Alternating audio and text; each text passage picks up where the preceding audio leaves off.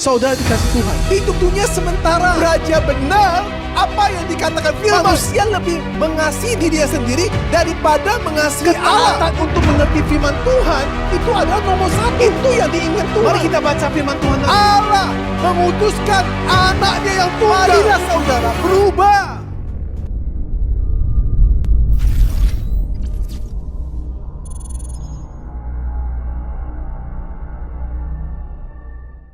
Shalom, selamat pagi semua jemaat-jemaat Gereja Reform Karismatik Indonesia. Puji Tuhan, kita bertemu kembali di dalam ibadah minggu, di minggu yang pertama di bulan Juni ini. Puji Tuhan, Tuhan masih memelihara kita untuk menginjakkan kaki kita di bumi ini. Puji Tuhan, kendatipun pandemi belum juga menunjukkan tanda-tanda akan berakhir, tetapi saya percaya Tuhan akan menyertai kita senantiasa. Oleh karena itu, mari bersama-sama kita mempersiapkan hati untuk beribadah kepada Tuhan. Kita bersaat teduh sejenak. Amin. Mari bersama-sama kita baca firman Tuhan dari Mazmur pasal yang ke-146, ayat yang ketiga sampai dengan ayat yang kelima. Mari bersama-sama kita baca. Janganlah percaya kepada para bangsawan, kepada anak manusia yang tidak dapat memberikan keselamatan. Apabila nyawanya melayang, ia kembali ke tanah. Pada hari itu juga lenyaplah maksud-maksudnya. Berbahagialah orang yang mempunyai Allah Yakub sebagai penolong, yang harapannya pada Tuhan Allahnya. Mari kita berdoa. Bapa di dalam surga, kembali lagi Tuhan pada pagi hari ini bersama-sama kami mengucap syukur dan kami ikhlas terhadap segala sesuatu yang harus kami hadapi Tuhan pada hari ini. Terima kasih kalau Tuhan mengizinkan terkadang kami harus melihat badai dalam hidup ini datang kepada kami. Tetapi Tuhan, kami percaya bahwa Engkau pasti memberikan kepada kami harapan, jaminan, ada pelangi yang akan Tuhan berikan setelah hujan badai yang menghadapi hidup kami. Terima kasih Tuhan, karenanya kami bersama-sama kembali menyatukan hati kami untuk beribadah kepada Tuhan. Tuhan yang menolong setiap kami, supaya kami bersama-sama boleh membuka mulut hati kami untuk memuji Tuhan, menyatakan kebesaran Tuhan, dan juga Tuhan, kami akan kembali bersama-sama kembali merenungkan firman Tuhan yang sebentar akan uraikan oleh hamba-Mu gembala kami. Pimpin setiap kami sehingga firman Tuhan masuk dalam hati kami, sehingga pada akhirnya kami semakin dikuatkan untuk melanjutkan kehidupan yang Tuhan masih percayakan kepada kami.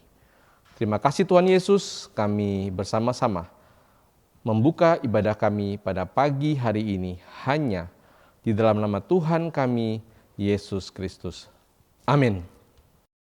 Shalom Bapak Ibu yang dikasihi Tuhan Yesus. Mari pagi hari ini kita mengarahkan hati kita dengan sungguh menaikkan pujian untuk menyenangkan hati Tuhan. Mari kita masuk dalam pujian dengan sembah syukur kepada Tuhan.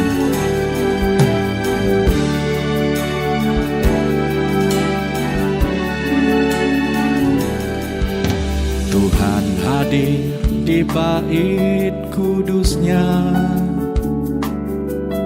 saat umat mencari wajah-Nya, berseru, berdoa, bersujud menyembah dan menikmati kehadiran-Nya. Tuhan mau dekat dengan umat-Nya yang datang dengan segenap hatinya, berseru, berdoa, bersujud menyembah dan menikmati kehadirannya.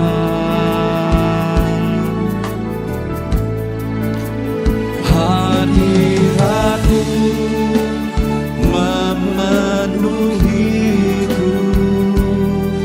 hadirat kudusmu penuhi baitmu, dan ku tersungkur menyembahmu.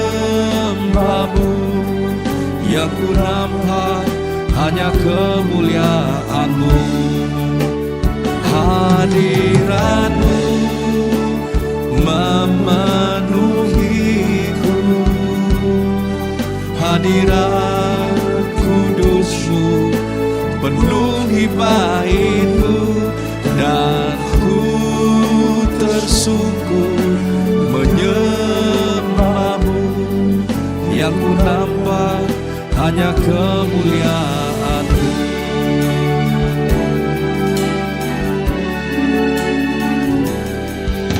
Tuhan mau dekat dengan umatnya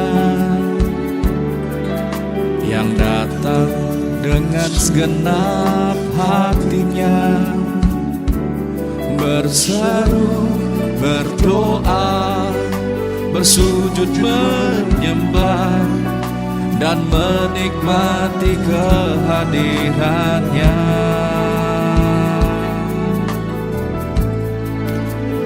Hadiratmu memenuhiku,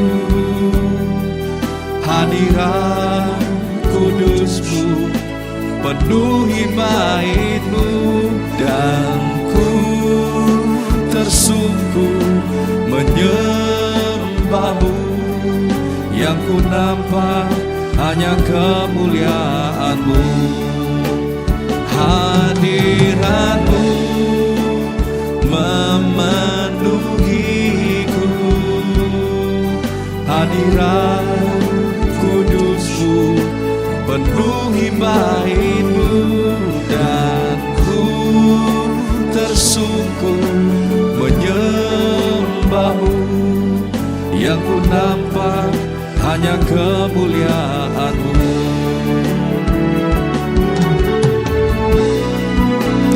Hadiratmu memenuhiku, hadirat kudusmu penuhi baitmu, dan ku tersungkur menyembahmu. Yang ku nampak hanya kemuliaanmu, dan ku tersungkur menyembahmu. Yang ku nampak hanya kemuliaanmu. Yang ku nampak hanya kemuliaanmu.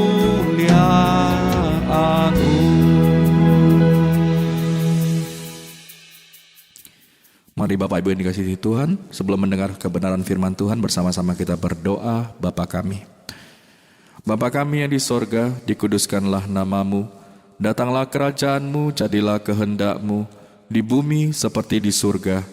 Berikanlah kami pada hari ini makanan kami yang secukupnya, dan ampunilah kami akan kesalahan kami, seperti kami juga mengampuni orang yang bersalah kepada kami.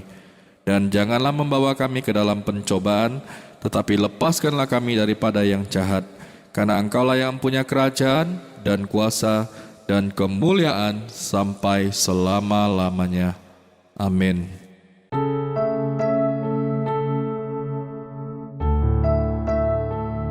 Salam, selamat pagi jemaat-jemaat yang ada di rumah. Puji Tuhan, kita kembali berjumpa pada minggu pagi ini untuk beribadah kepada Tuhan kita, yaitu Yesus Kristus yang kami muliakan. Saudara-saudari kasih Tuhan, sebelum kita mendengar kebenaran firman Tuhan, mari kita berdoa bersama-sama. Bapa kami yang di surga, kami mengucap syukur atas kasih dan kemurahan Tuhan, yang sampai hari ini tangan Tuhanlah Yesus Kristus yang menopang kami semuanya.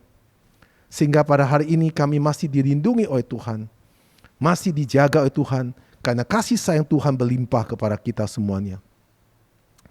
Bapa kami yang surga, untuk minggu ini kami mau sungguh-sungguh hati untuk mendengar kebenaran firman Tuhan. Buka hati kami, pikiran kami, sehingga kami terfokus untuk mendengar kebenaran firman-Mu. Bapa, Engkau penuhi kuasa dan urapin-Mu kepada hamba-Mu ini, agar hamba-Mu dapat menyampaikan setiap Injil-Mu dengan benar, sesuai dengan kehendak-Mu. Berfirman kepada kami siap untuk mendengar. Kami berdoa di dalam nama Tuhan Yesus Kristus. Amin. Puji Tuhan, saudara-saudari yang dikasihi Tuhan. Pada minggu pagi ini kita akan mendengar kebenaran firman Tuhan dengan tema kita pada minggu ini adalah hidup dalam pergumulan. Saudara-saudara yang dikasihi Tuhan, di saat pandemi ini saya percaya kita banyak sekali dalam pergumulan kita bersama Tuhan. Mungkin pada hari ini banyak persoalan-persoalan yang kita tidak mampu untuk menghadapinya. Baik secara pengalaman maupun secara kondisi keadaannya. Dan saya juga percaya pada saat ini juga saudara-saudara ini menghadapi situasi-situasi yang sangat-sangat sulit. Jadi banyak dalam hidup ini, di pandemi ini, yang berlangsung begitu panjang, kita dalam pergumulan kita bersama Tuhan. Nah saudara, tema ini ada tema di saat pandemi ini. Untuk itulah saudara-saudara kasih Tuhan, saya undang saudara-saudara kasih Tuhan untuk membuka Alkitab. Kita sama-sama akan baca di surat Yakobus pasal 1 ayat 1 sampai 8. Ayat yang pertama. Salam dari Yakobus, hamba Allah dan Tuhan Yesus Kristus kepada kedua belas suku di perantauan. Ayat kedua, saudara-saudaraku, anggaplah sebagai suatu kebahagiaan apabila kamu jatuh ke dalam berbagai percobaan. Ayat ketiga, sebab kamu tahu bahwa ujian terhadap imanmu itu menghasilkan ketekunan. Ayat keempat, dan biarlah ketekunan itu memperoleh buah yang matang, supaya kamu menjadi sempurna dan utuh dan tak kekurangan suatu apapun. Ayat kelima, tetapi apabila di antara kamu ada yang kekurangan hikmat, hendaklah ia memintakannya kepada Allah, yang memberikan kepada semua orang dengan murah hati dan dengan tidak membangkit-bangkit, maka hal itu akan diberikan kepadanya. Ayat ke-6, hendaklah ia memintanya dalam iman, dan sama sekali jangan bimbang, sebab orang yang bimbang sama dengan gelombang laut, yang diombang-ambingkan kian kemari oleh angin. Ayat ke-7, orang yang demikian janganlah mengira bahwa ia akan menerima sesuatu dari Tuhan. Ayat ke-8, sebab orang yang mendua hati tidak akan tenang dalam hidupnya. Amin, saudara-saudari kasih Tuhan. Ini surat Yakobus, di mana Yakobus mencatat di dalam firman-Nya untuk mengajar kita di saat-saat kami ini dalam hidup dalam pergumulan. Saudara-saudari kasih Tuhan, yang saya tertarik adalah saudara-saudari kasih Tuhan, dalam hidup manusia pasti akan selalu ada pergumulan dan persoalan-persoalan hidup. Saudara, pada umumnya manusia itu mengandalkan kemampuan sendiri. Akhirnya, karena mengandalkan kemampuan sendiri, maka malah mudah mengakhiri hidupnya karena tidak mampu menghadapi kenyataan, yaitu bunuh diri. Saudara tahu, kalau kita lihat ya, COVID-19 pandemi ini di negara Jepang, angka yang kena terinfus COVID sama bunuh diri lebih tinggi orang bunuh diri. Di Korea Selatan juga begitu. yang kena COVID sama bunuh diri lebih tinggi orang yang bunuh diri.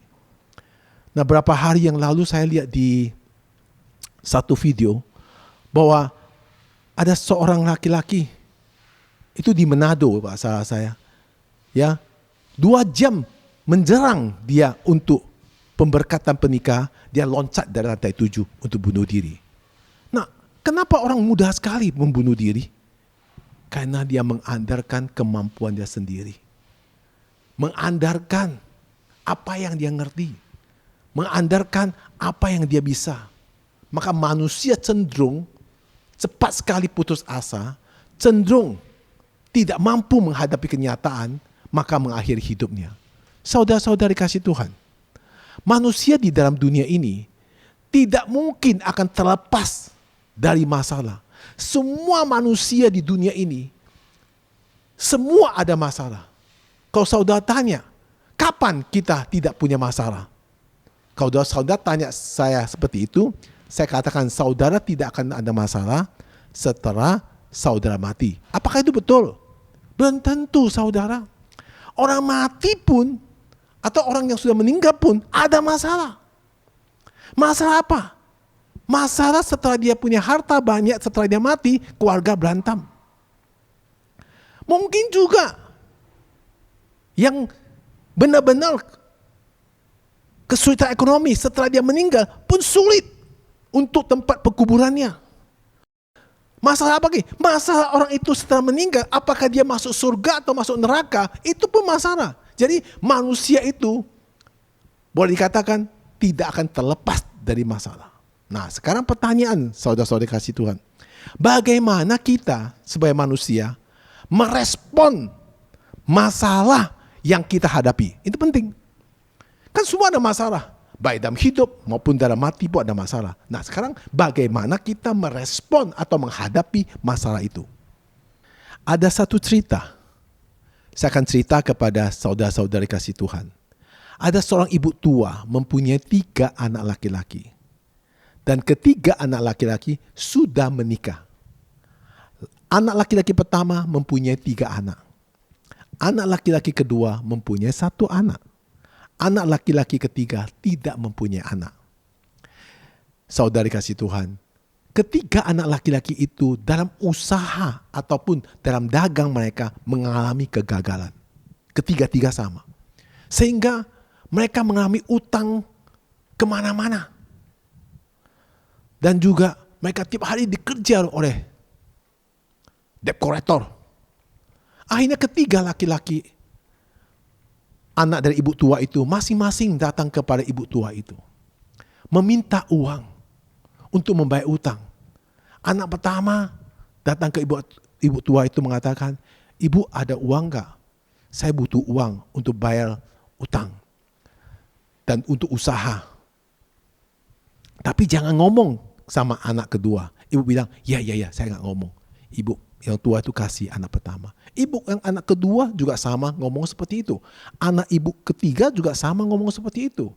Saudara-saudara kasih Tuhan, ibu tua itu berharap agar ketiga anak itu tidak utang lagi dan mereka berhasil dalam usahanya.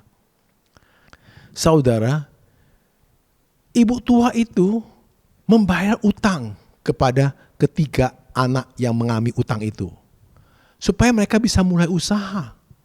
Saudara kasih Tuhan, ibu yang tua itu tidak ada penghasilan. Tetapi ibu tua itu ada sedikit uang yang disimpan untuk pensiun, yang dipakai untuk dia sehari-hari untuk masa tuanya. Maka uang itu pun diambil oleh ketiga anaknya tersebut. Saudara kasih Tuhan, ibu yang tua itu mengharap suatu hari anak-anak itu sukses dan berhasil, sehingga bisa menjaga ibu tua itu di hari tua. Apa yang terjadi, saudara?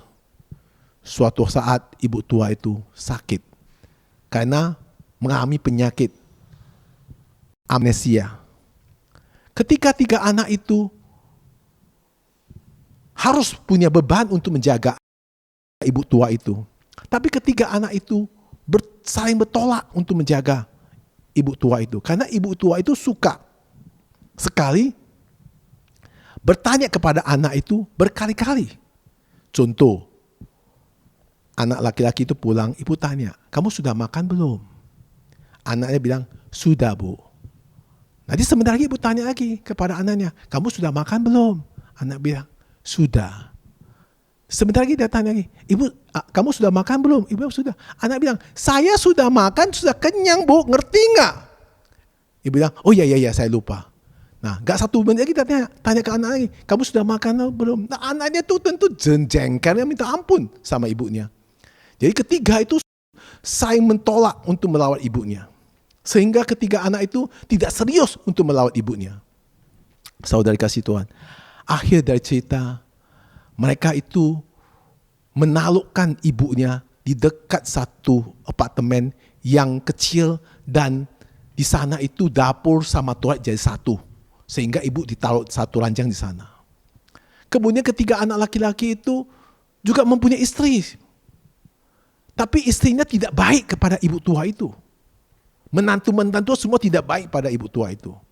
Karena mereka tidak mau kebeban.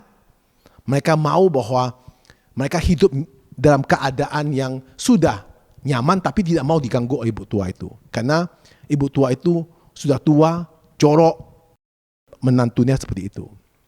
Saudara, bahkan mereka semua berkompromi untuk merencanakan jahat. Supaya tidak merepotkan mereka lagi. Mereka mau bawa ibu tua itu, mengirim ibu tua itu ke panti jompo. Saudara kasih Tuhan. Akhir cerita ibu tua itu dikirim ke panti jompo. Dan ibu tua itu takut sekali.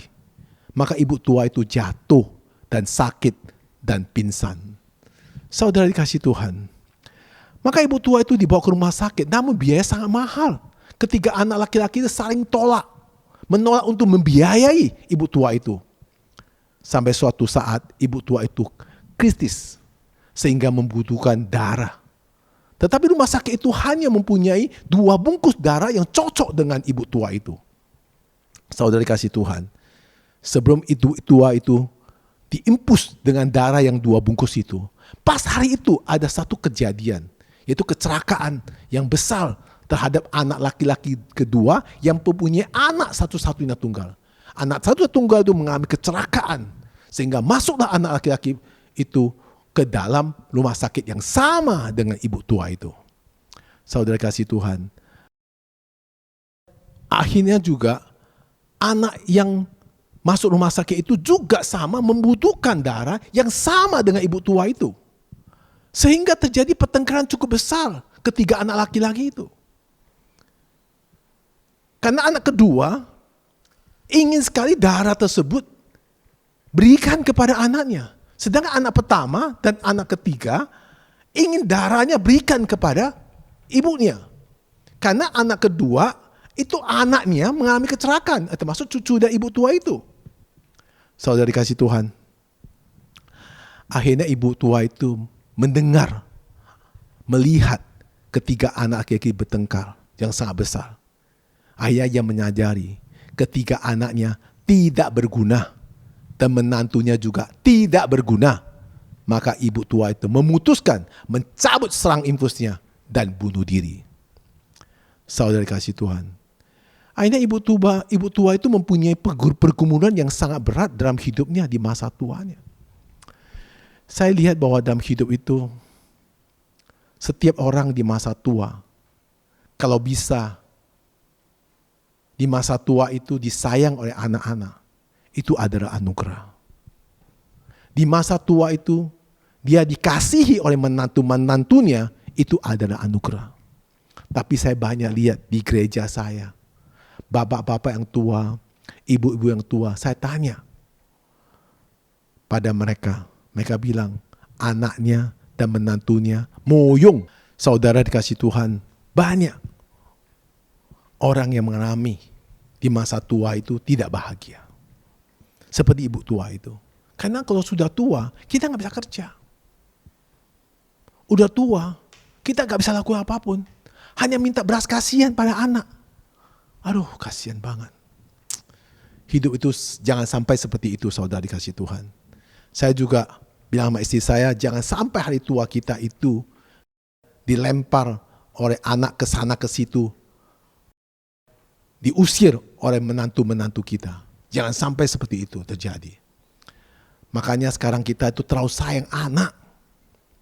Demi anak, ibu tua itu mengorbankan segalanya kasih anaknya. Banyak sekarang orang-orang tua mengorbankan semua hartanya kasih anaknya. Sekolah terbaik, beri barang terbaik kasih anaknya. Mau makan pun anaknya makan pesta-pesta. Ibunya sama orang tuanya di rumah cuma makan telur ceplok, minum air putih, sama kerupuk. Anaknya pesta-pesta. Bahkan anaknya makan makanan yang mahal. Uang dari mana? Uang dari orang tuanya. Nah, kalau orang tua nggak kasih, hina-hina orang tuanya. Saudari kasih Tuhan, begitulah sayang orang tua kepada anak. Apakah anak dan menantu sayang kepada orang tuanya? Ini pertanyaan. Contoh ibu tua itu akhirnya bunuh diri. Saya lihat dari istri saya punya papa, itu juga bunuh diri di ambulan. Karena anak-anaknya semua juga moyong.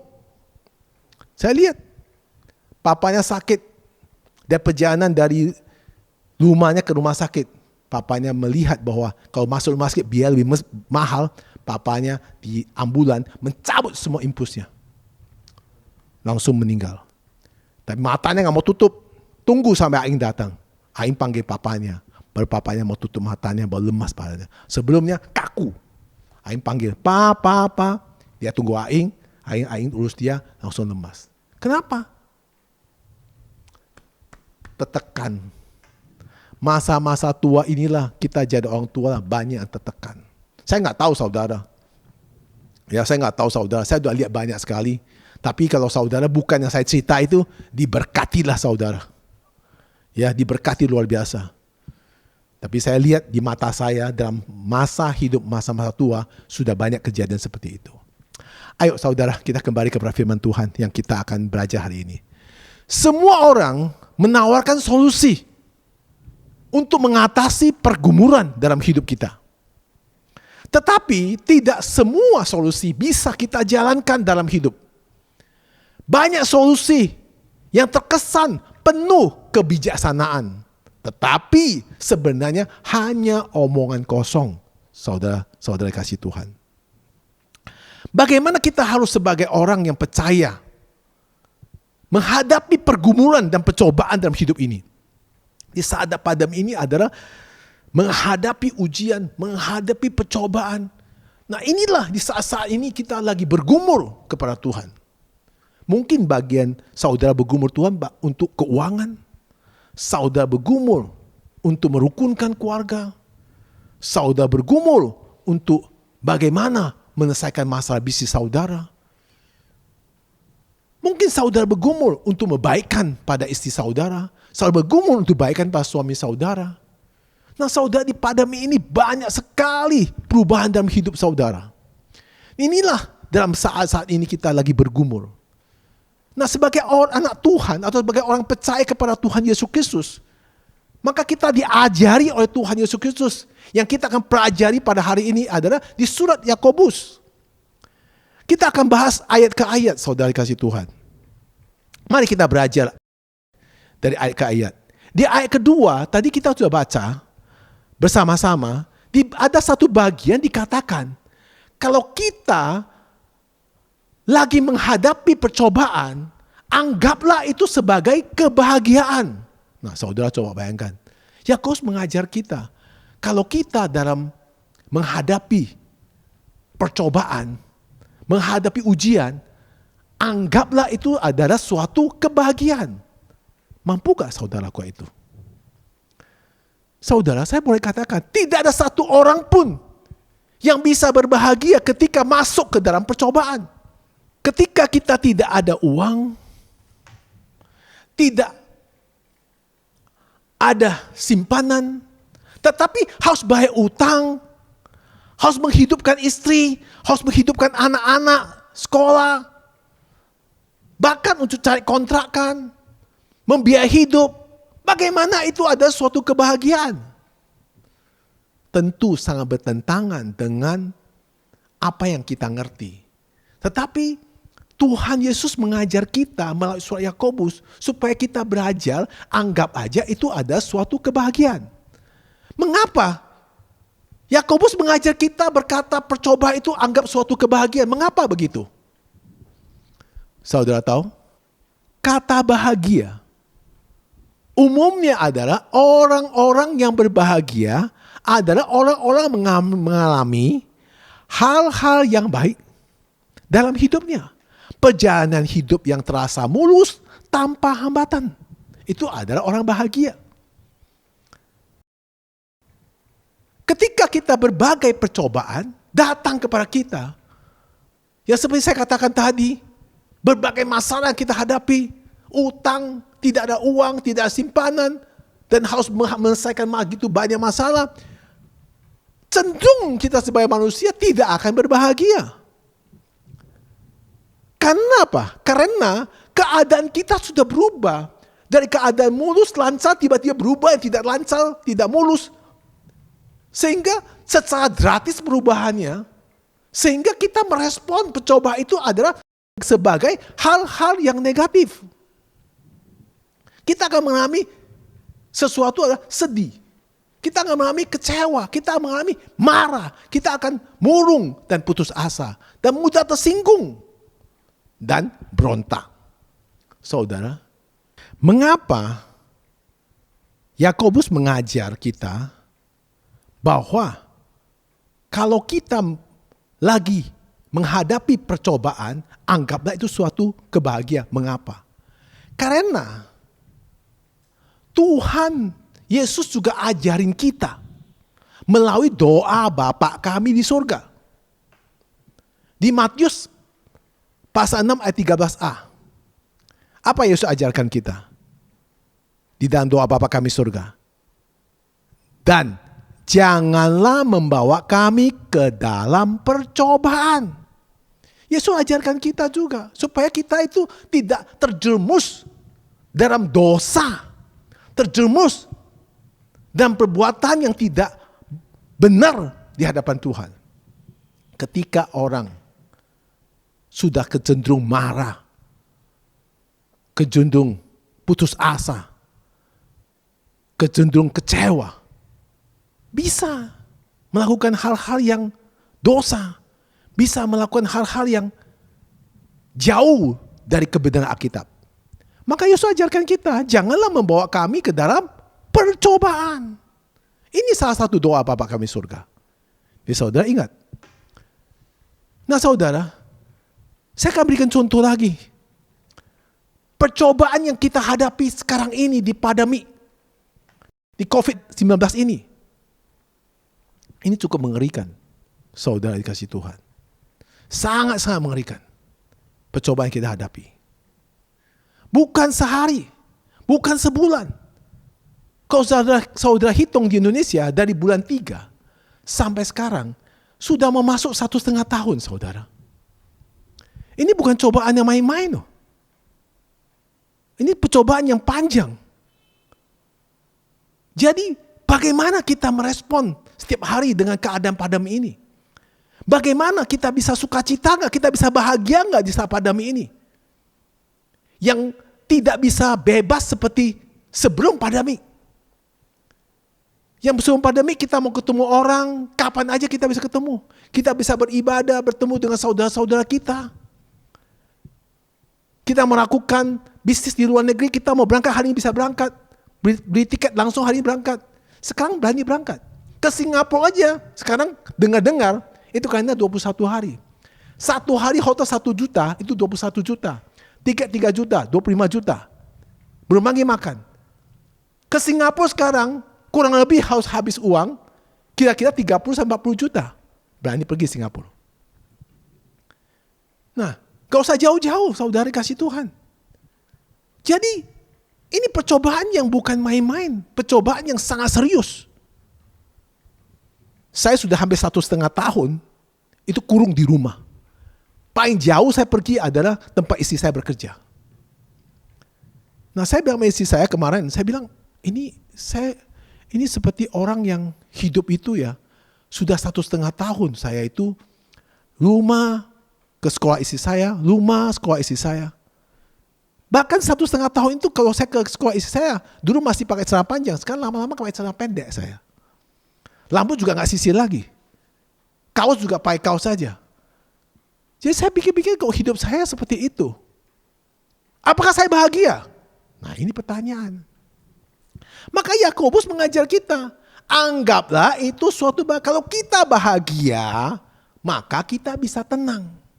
Kita bahagia, maka kita akan bisa menghadapi segera penyakit. Kita bahagia, maka kita akan diberkati. Maka di dalam Alkitab mengajar kita, hati yang gembira adalah obatnya. Jadi obat itu di pandemi gak ada obat. Setiap negara mempertahankan obat vaksinnya. Nah saya dengar katanya Indonesia punya vaksin Sinovac. Ya, itu gak bagus. Yang bagus adalah Pfizer dari Amerika. Nah ada lagi isu bahwa kalau misalnya Pfizer bisa pendek umur 3 tahun. Saling serang vaksinnya. Kita juga bingung. Itu vaksin masuk ke tubuh saya juga gak tahu apa yang terjadi. Saya juga gak bisa lihat. Tapi yang saya tahu adalah hati yang berbahagia, itulah ada obatnya. Maka apa yang diajarkan surat Yakobus itu benar. Salah satu lagi adalah orang cancer atau orang kena penyakit cancer. Saudara tahu penyakit cancer ada obatnya enggak di dunia ini? Enggak ada. Enggak ada obatnya. Ya kalau saudara ikut program dengan penyakit cancer, itu adalah salah satu adalah kemoterapi. Kemoterapi badannya rontok, rambutnya rontok, stamina drop. Maka Alkitab mengajar kita, ayo berbahagia. Yang ngomong gampang, yang kena penyakit kanker sudah bahagia, dia gak bisa bahagia, dia menderita banget. Saya tahu percis karena saya doa orang kanker banyak. Jadi harus ajak orang kanker bahagia. Makanya saya tahu orang kanker itu biasanya kalau orang punya uang ya, biasa dia pergi jalan-jalan keliling dunia. Dia nikmati hidup dia. Makan, kemudian ya bersenang-senang. Dia gak mau pakai uang itu untuk kemoterapi. Dia pakai obatnya aja makan untuk menahan sakit. Dan dia ke jalan-jalan. Ujungnya juga mati. Tapi dia nikmati. Bisa umur panjang. Masih mending. Daripada dia kemo, suntik. Lama-lama juga menderita luar biasa. Lontok rambutnya. Kemudian badannya sakit. Kemudian mual, ya, lemas. Kok dia jalan-jalan kan lemas. Nah, kalau dia percaya kepada Tuhan, dia bisa bahagia. Kalau Tuhan mau sembuhkan, dia akan sembuh. Bagaimana kena stroke? Saya tiap pagi, ya, jalan pagi di sepanjang rumah saya di sekitar sini. Setiap bapak-bapak, ibu-ibu yang kena stroke itu jemur matahari. Seperti pasrah hidup. Nah, bagaimana dia bahagia? Kalau dia gak bahagia, dia hanya terima nasib dan tunggu waktu. Saya lihat papa saya luar biasa. Kalau saya kunjung papa saya itu dia duduk di kursi roda, kemudian dia pasah tangannya naik. Dan dia buka dengan lagu-lagu yang apa? Yang lagu-lagu yang gembira. Dia bahagia sendiri. Dia gak mau dengar siapapun. Dia belajar untuk bahagia sendiri. Baru saya belajar dari papa saya. Memang umur panjang itu adalah bahagia. Papa saya bisa umur 80 lebih. Karena dia selalu membawa diri dia untuk bahagia. Kalau dia pikir bagaimana jati diri dia. Kalau dia pikir bagaimana hidup untuk, bagaimana anak-anak mengasihi dia. Dia pikir bagaimana menantu mengasihi dia. Mungkin dia depresi. Apalagi anak semua 4 laki-laki. Saudara kasih Tuhan, sama dengan cerita itu. Yang tadi cerita ibu tua itu. Tapi papa saya enggak, dia usahakan untuk berfight dengan stroke dia. Dia bahagia. Dia nikmati. Nah bagaimana dengan saudara? Apa yang diajar Yakobus itu adalah ajaran sesuai Alkitab untuk kita semua. Saudara kasih Tuhan. Saudara, di surat Yakobus yang pasal 2 yang kita baca, Saya ulangin sekali lagi, percobaan itu anggaplah sebagai suatu kebahagiaan. Yakobus bukan tulis seperti itu. Yakobus juga tulis jawabannya. Jawabannya adalah di ayat ketiga. Apa yang ditulis ayat ketiga? Ayat ketiga, sebab kamu tahu bahwa ujian terhadap imanmu itu akan menghasilkan ketekunan. Melalui percobaan, iman kita akan semakin kuat, semakin teguh. Itu jawabannya. Jadi percobaan itu bukan percobaan yang membuat kita itu menderita. Enggak. Percobaan itu Tuhan mau supaya kita lebih tekun. Dan iman kami lebih kuat. Supaya apa? Supaya antara kita dengan Tuhan tambah intim. Tuhanlah yang milik dunia ini. Tuhanlah milik saudara. Saudara jadi manusia itu milik Tuhan. Yang menciptakan saudara adalah Tuhan. Yang memberikan saudara nafkah adalah Tuhan. Semua di bumi ini di genggaman Tuhan. Nah, kemudian Yakobus melanjutkan suratnya ke yang keempat. Surat Yakobus yang keempat berkata begini. Yakobus mengusahakan menjelaskan ketika orang sedang bergumul di dalam Tuhan, ia tidak akan kekurangan. Karena Tuhan akan memelihara orangnya. Sehingga kita bisa menjadi lebih sempurna, menjadi lebih utuh. Hanya kita berserah hidup kita kepada Tuhan dan bersandar kepada Tuhan. Itu yang dimaksud Yakobus di ayat keempat. Agar kita selalu bersandar kepada Tuhan. Dengan bersukacita dalam menghadapi berbagai percobaan. Dalam menghadapi berbagai masalah. Dengan apa? Bersandar kepada Tuhan dan hati kita selalu bersukacita. Saudara kasih Tuhan. Tadi saya katakan kita lebih tekun. Dengan iman yang lebih dewasa. Kalau kita sudah tekun, iman kita lebih dewasa. Tuhan mau kita dengan dewasa rohani agar dapat menghasilkan buah yang matang. Kata buah matang adalah agar kita lebih taat kepada Tuhan kita Yesus Kristus dan hati kita lebih dimurnikan. Saudara, orang yang dewasa rohani, hidupnya dia tidak pernah takut sendirian. Kenapa dia nggak takut? Karena ada Tuhan Yesus Kristus selalu menyertai dia. Saya tanya anak saya di Amerika. Sejak dari kecil, saya kirim anak saya ke Australia untuk sekolah. Sampai hari ini dari Australia dia selesai SMA, dia terbang ke Amerika. Selalu tinggal apartemen sendirian. Saya tanya, kamu gak pernah takut sendirian? Bahkan ada teman-teman saya mengatakan kepada saya, kamu gila ya anak perempuan kamu tinggal lepas dia sendirian. Kenapa? Apa gak bahaya? Apa dia gak takut? Saya juga tanya anak saya, kenapa gak takut? Jawaban anak saya apa? Dia bilang, selama aku sendirian, saya tidak pernah takut. Bukan karena saya tidak takut. Karena saya selalu merasa Tuhan Yesus selalu menyertai saya. Loh, kenapa bisa begitu? Karena setiap hari saya berdoa dan membaca firman-Nya. Jadi dia tidak merasa ada sendirian. Dia merasa ada teman, yaitu Tuhan Yesus, sahabatnya, yang menyertai dia. Nah, selama 1,5 tahun saya di rumah, saya katakan tadi, kalau saya berpikir, sebelum pandemi itu saya sibuk sekali, gak ada waktu. Tapi selama 1,5 tahun saya jadi penganggur, bosan gak? Sebenarnya jujur, kalau hari ini saya bukan hamba Tuhan, hari ini saya tidak kenal Yesus Kristus, saya pasti bosan minta ampun. Tapi saya malas bicara sama istri saya, dan istri saya juga bicara sama saya, kita merasa nyaman. Hanya berdua di rumah. Hanya selalu ipingin di rumah. Walaupun kita merasa tidak punya teman. Tapi kita selalu bersama Tuhan Yesus Kristus. Dan kita merasa Tuhan selalu dekat dengan kita. Dan kita selalu Tuhan selalu menyertai kita. Itu penting. Orang yang selalu merasa itu ada hadirat Tuhan. Orang yang merasa bahwa Tuhan Yesus selalu bersama dia. Dia tidak pernah takut sendirian. Ingat itu. Kalau orang yang merasa takut karena dia selalu mengandalkan pikiran sendiri, dan dia tidak dekat dengan Tuhan, maka dia merasa takut sendirian. Saudara, ketika kita bergumul terus bergumul, tetapi belum ada jawaban dari Tuhan bagaimana? Maka surat Yakobus mengajar kita di ayat kelima. Apa yang dikatakan Yakobus? Hendaklah kita meminta hikmat kepada Tuhan dalam iman. Itu diajarkan Yakobus.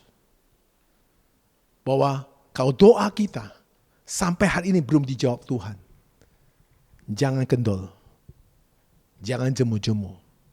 Tetapi Yakobus mengajar kita, hendaklah kita meminta hikmat kepada Tuhan Yesus Kristus dalam iman dan penuh percaya kepada Dia dan berserah kepada Dia.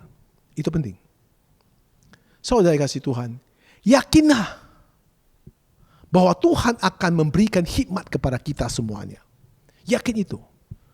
Mintalah hikmat kepada Tuhan, sebab Dialah yang penuh dengan hikmat yang sejati dan belas kasihan.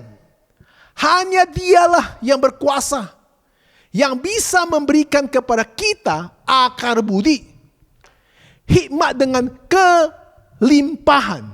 Saudara kasih Tuhan, minta pada Tuhan. Jangan kita mengadakan pikiran sendiri.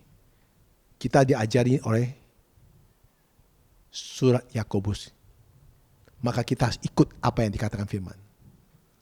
Saudara-saudara kasih Tuhan. Nah, kemudian Yakobus mengajar kita lagi di ayat ke-7 dan 8. Apa yang diajarkan oleh surat Yakobus kepada kita pada minggu ini di ayat ke-6 dan 7 dan 8.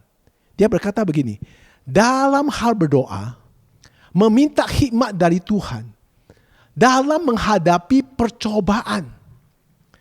Kita harus ingat apa yang kita mohon dalam doa kita kepada Tuhan kita Yesus Kristus harus penuh dengan iman, tidak boleh bimbang, dan tidak boleh mendua hati. Nah, ini penting sekali saudara. Waktu saudara berdoa, harus benar-benar penuh dengan iman, percaya. Satu. Kedua, saudara waktu berdoa, jangan saudara bimbang dalam doa saudara. Itu kedua. Ketiga, waktu saudara berdoa, jangan kita mendua hati. Kata mendua hati adalah ketika kita berdoa, sudah berserah kepada Tuhan, kita masih mengandalkan manusia. Nah, itu mana dua hati. Jangan coba-coba begitu. Doa kamu tidak akan dijawab Tuhan. Nah, Yakobus mengajar kita supaya kita itu melakukan apa yang diajarkan surat Yakobus, sehingga doa saudara dan permasalahan saudara, percobaan-percobaan yang saudara hadapi pada hari ini, semua itu diberkati Tuhan. Jika saudara telah berdoa, biarlah kita itu hanya mengandalkan Tuhan. Jangan lagi mengandalkan manusia. Jangan mengandalkan siapapun, tapi mengandalkan Tuhan Yesus Kristus. Karena Dia yang berkuasa di atas bumi ini. Semua manusia itu di dalam bumi ini, semua atas kehendak Tuhan. Tidak terkecuali, semua atas kehendak Tuhan. Nah saudara, yang dikasihi Tuhan, firman Tuhan dengan tegas mengajar kita, mengingatkan kita. Jika kita berdoa, namun masih tetap bimbang dan menduakan hati, maka jawabannya adalah yang dikatakan ayat ke-7. Apa yang dikatakan ayat ke-7? Mari kita baca. Orang yang demikian janganlah mengira bahwa ia akan menerima sesuatu dari Tuhan. Berarti kan orang yang mendua hati, orang yang bimbang, orang tidak mempunyai iman percaya penuh, ya doanya gak dijawab Tuhan. Ini jelas loh, Yakobus mengajar kita pada minggu ini. Salah satu pengajaran saat-saat pandemi ini sangat berguna buat kita. Kalau menurut saya sangat berguna buat kita. Karena di saat pandemi ini banyak kita, saudara-saudara kita mengalami permasalahan yang bertubi-tubi datang, gak selesai-selesai. Ada mengalami utang ditambah utang, ada mengalami permasalahan dalam kehidupan dia, ada mengalami pertengkaran, ada mengalami ujian-ujian yang sangat berat dalam hidup dia. Nah inilah kita diajarin suruh tidak bimbang, tidak mendua hati. Kalau enggak, jangan mengira jawaban doa saudara itu dijawab, tidak dijawab. Dan Tuhan bilang dia tidak menerima sesuatu dari orang-orang yang mendua hati, ada orang yang bimbang. Saya memberikan contoh di Alkitab bagaimana doa orang yang tidak mendua hati. Alkitab mengajar loh, banyak sekali doa-doa orang yang tidak mendua hati. Salah satu adalah Abraham. Abraham tidak pernah mendua hati. Apa yang dikatakan Tuhan, ya, dia jalankan. Dan Abraham ketika ada masalah, dia tidak ke kanan ke kiri. Dia serahkan semua kepada Tuhan. Dari awal Tuhan panggil Abraham sampai akhir, Abraham tetap setia dan tidak mendua hati, tidak bimbang. Begitu juga Musa. Musa juga tidak pernah bimbang. Musa juga tidak pernah mendua hati. Ketika dia tidak sanggup menghadapi Firaun, dia kembali kepada Tuhan. Berkali-kali dia menghadapi Firaun. Berkali-kali dia bicara sama Tuhan. Tetapi Tuhan yang bertindak. Maka Musa bisa membawa bangsa Israel keluar dari Mesir. Begitu juga Daud. Daud juga tidak pernah bimbang. Dan tidak mendua hati. Apapun masalah, dia tetap bersandar pada Tuhan. Kalau saudara baca kitab Mazmur, dari kitab Mazmur 1, 2, 3, 4, 5, sampai ke 89, itu Daud tulis semua puisi-puisinya. Semua Daud itu berseru, bergumur. Berbagai masalah, berbagai tekanan, berbagai percobaan, berbagai ujian. Dia tetap tidak pernah berdua hati. Tetap tidak bimbang dan arah dia kepada Tuhan. Itu contoh di Alkitab. Ada contoh Alkitab yang mendua hati? Ada. Yaitu apa? Nabi Yunus. Tuhan berfirman kepada Nabi Yunus, pergilah kamu sekarang ke Niniwe. Dia nggak mau. Dia pergi ke mana? Ke Tarsik. Apa yang dihadapi? Wah, masalah banyak dihadapi. Ya, badai begitu besar dalam perahu itu.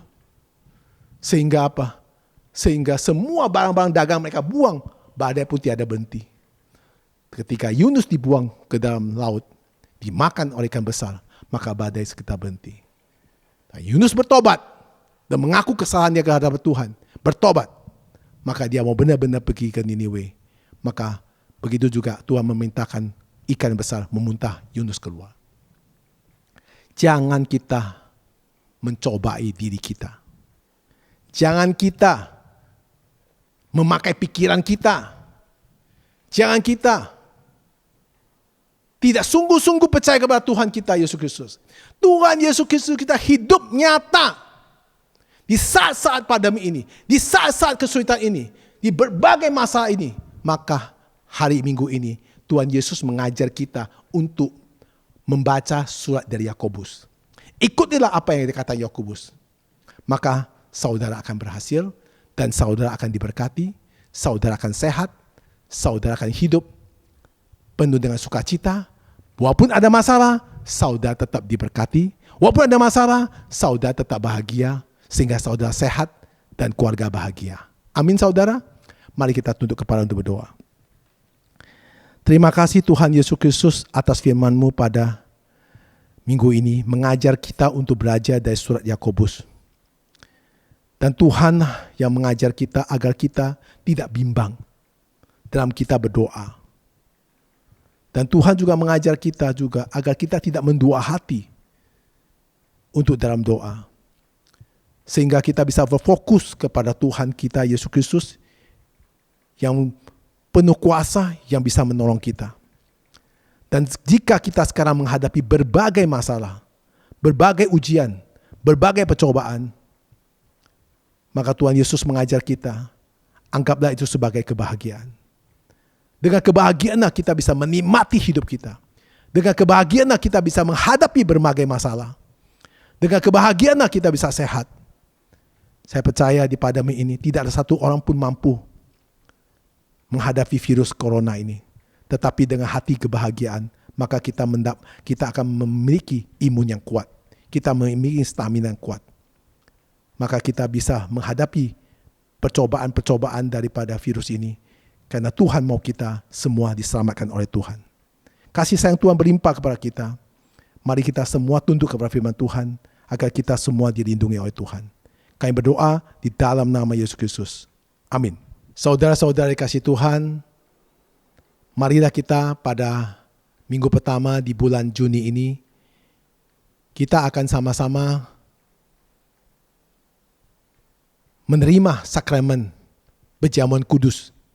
Yaitu di perjamuan kudus ada lambang untuk memperingati kematian Yesus Kristus di kayu salib.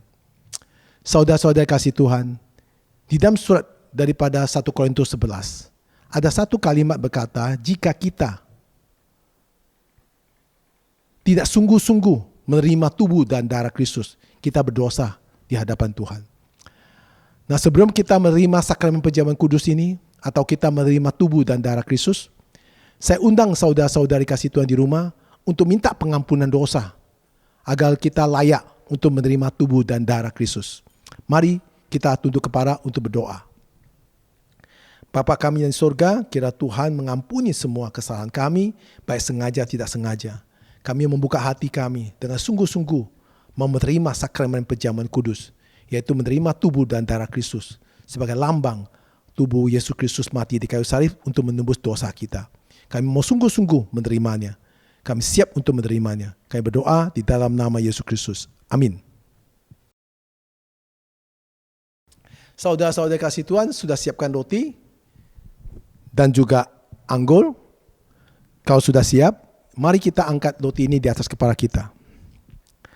Sebab apa yang telah kuteruskan kepadamu, telah aku terima dari Tuhan, yaitu bahwa Tuhan Yesus pada malam waktu ia diserahkan mengambil roti, dan sesudah itu ia mengucapkan syukur atasnya. Ia memecah-mecahnya dan berkata, inilah tubuhku yang diserahkan bagi kamu. Perbuatlah ini menjadi peringatan akan aku. Bukankah roti kita pegang ada lambang dari tubuh Kristus? Mari kita katakan amin. Kita akan makan roti ini di dalam nama Tuhan Yesus Kristus.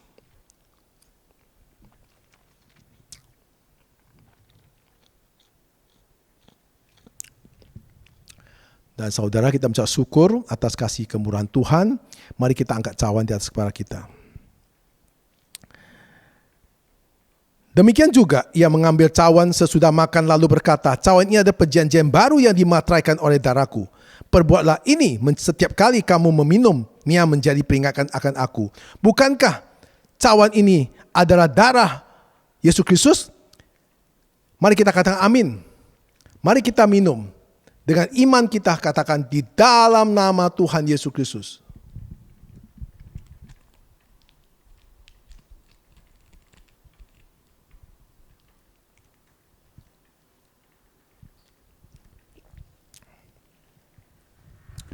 Mari saudara kita berdoa.